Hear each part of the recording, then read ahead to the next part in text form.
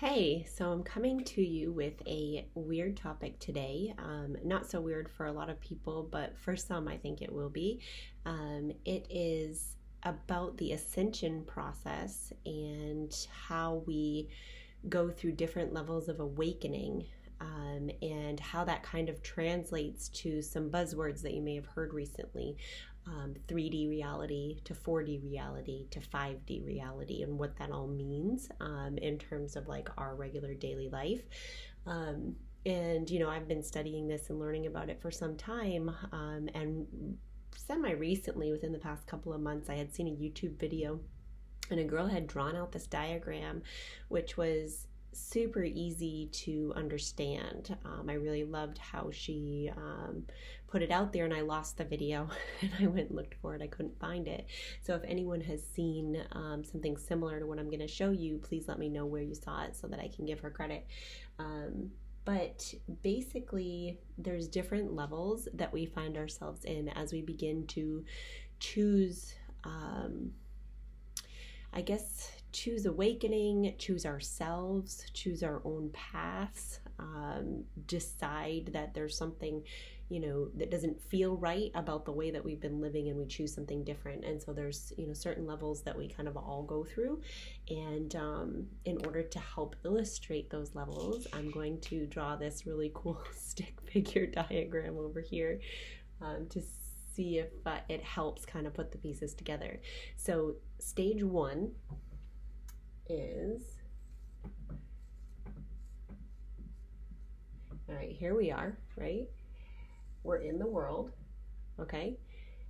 We don't know that we're in it, okay? So there's this reality that's been created. We don't know that we're in a reality. We don't know that we're in a world that is being created or that can change or that we have any power over.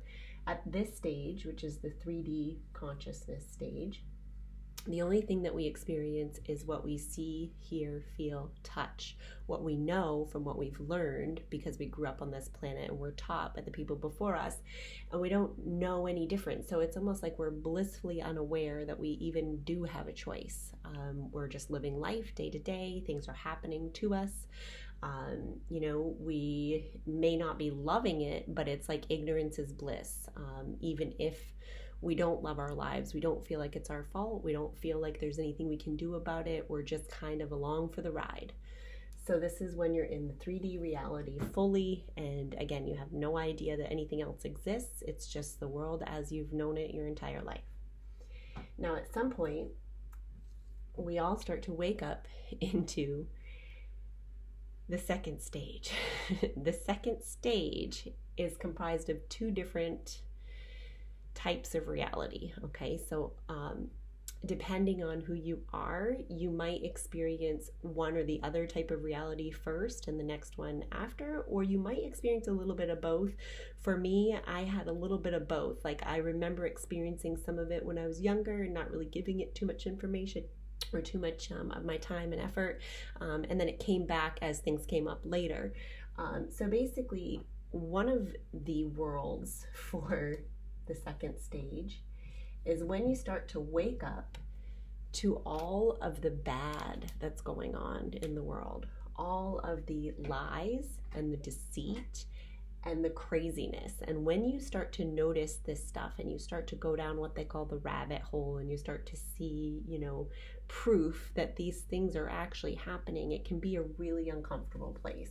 So this is kind of like all the chaos that you start to uncover, and at this stage, we're learning that the systems that we've trusted our whole lives are not created for us. They're not doing what we thought they were doing. We're talking about, deceit and lies and cover-ups in government, and I'm talking big-time cover-ups. We're talking about, the education system and why it was designed the way it was and what it's actually here for, to keep us enslaved and to keep us in line and not free thinking and taking our own power back. And we learn about, the corruption in our medical system, where,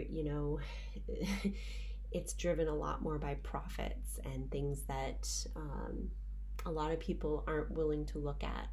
But when you actually do start going down the rabbit hole and finding the research, you start to uncover all of this, what feels like deep evil, like awful. And it's very hard to be in this stage because you kind of lose hope, and it's like, oh my God, like there's so much, like we're talking about the child sex trafficking, which is happening by people that we look up to and respect.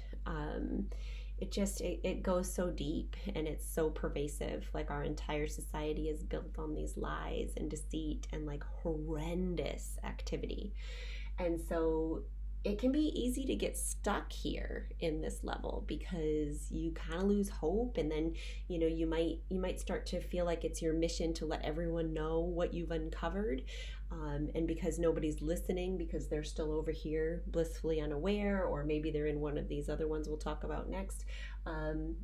It's just you really can get stuck in a repetitive pattern of staying in that world where everything that you see is evil and everything is against you, and there's toxins in your food and toxins in your air, and what's the point, right? What's the point of being here? We can't fight against it. It's overwhelming.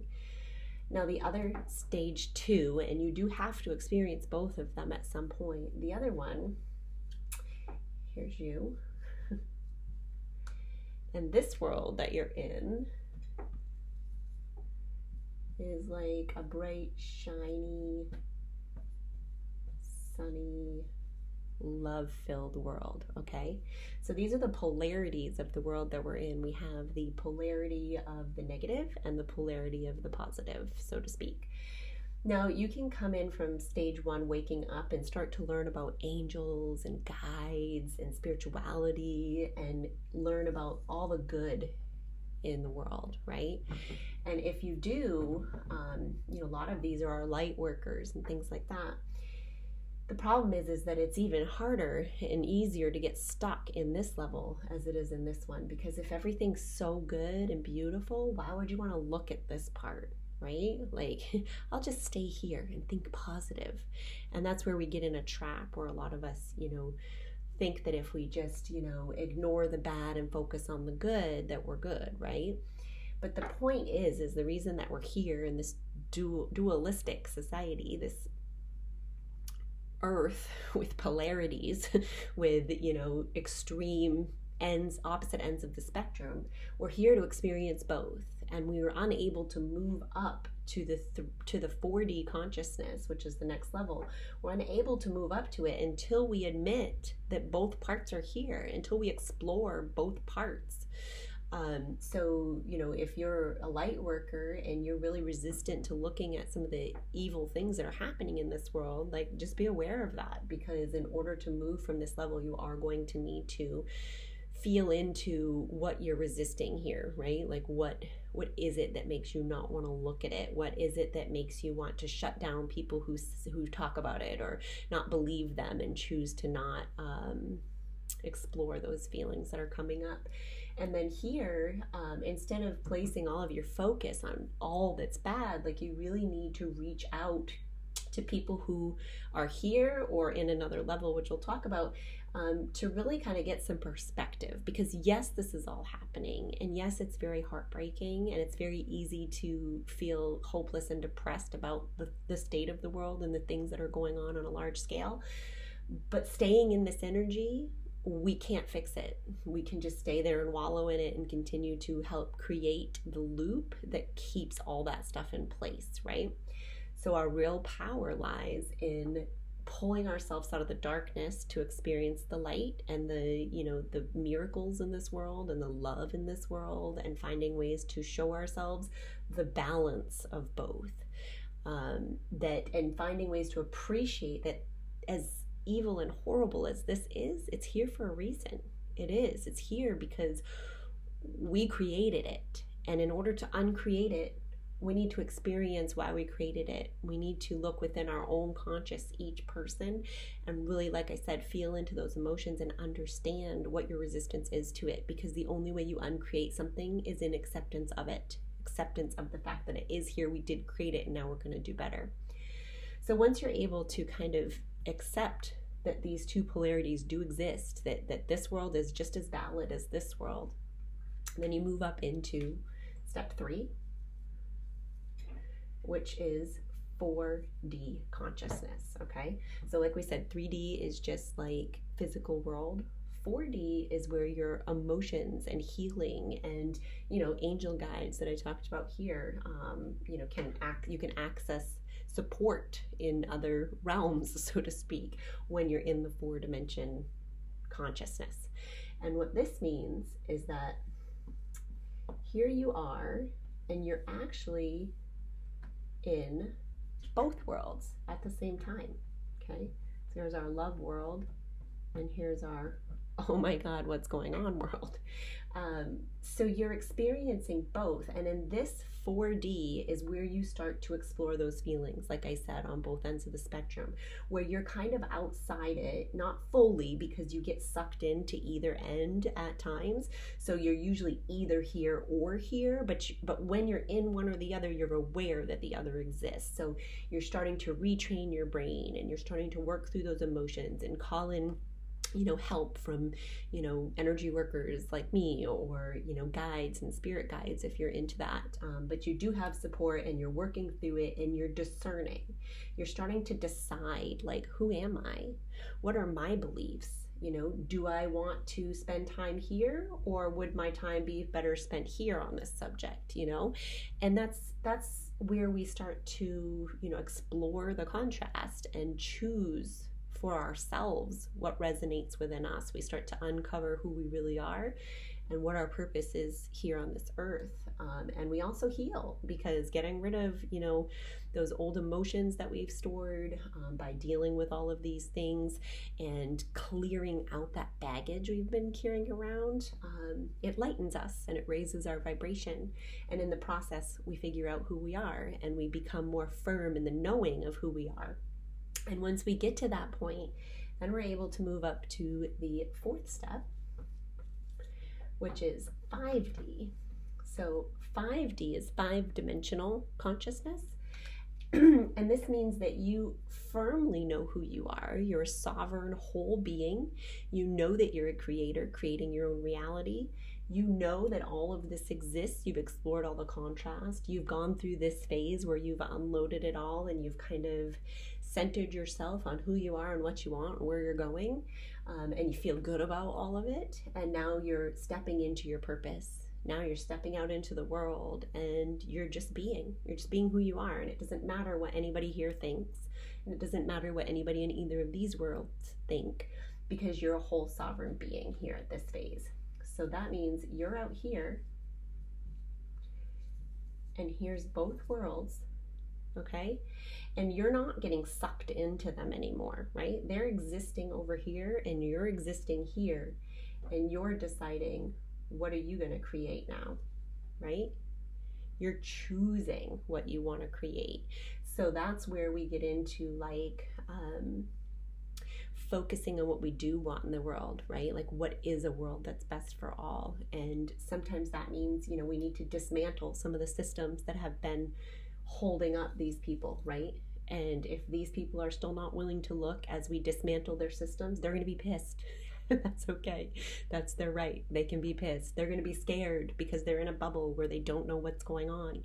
And that's okay. Their bubble is going to get popped eventually, because the world is moving at a much more rapid pace and things are getting uncovered, whether you want to see them or not. They still don't have to choose to move on. Anyone can stay at any step and choose not to move on, and that's their right, and that's okay. And that's one of the lessons that we need to learn, is that we may have loved ones and friends and family, people that we want to pull along with us on these levels, and they may not want to come. And you can be a support, but it's not your job to make them do it, and you couldn't even if you want to. It's just not a possibility. They have to choose on their own. So when you get here, it's not usually like you'll stay in 5D all the time. I experience 5D, and it feels really, really good. It feels free and safe and hopeful and powerful and loving and joyful and fun. I love 5D. but I live in the 3D world. So I am still brought back to 4D. I don't go back here because I know the difference. I firmly know the difference. When I hear about new things, they come in through a new filter of knowing that they fit. They fit in this world, no matter how atrocious they might be, no matter how crazy they might be. They're a creation in this world, and they're just as valid as any other creation in this world. But it doesn't mean it has to be part of my creation and my reality. So I stay here. When I get pulled back into a 3D, I use 4D consciousness to discern what I'm going to do with that information, how I'm going to assimilate it into myself, into my mission. If I feel triggered, how I'm going to work through those feelings. So yeah, I loved this. It's similar to what that girl had drawn with the stick figures and stuff, and I loved how simple it made it. But I think those are some buzzwords that we hear, you know, ascension and awakening, 5D consciousness, and like, what the heck is all that stuff? And so I just wanted to put it out like this in hopes that it could kind of break it down so you would understand a little bit more, and so you could kind of pinpoint, like, where are you on your journey and what are your next steps if you choose to take them. I hope this helped. Let me know in the comments if you've got any questions or comments or anything. I'd love to hear from you. Talk to you soon.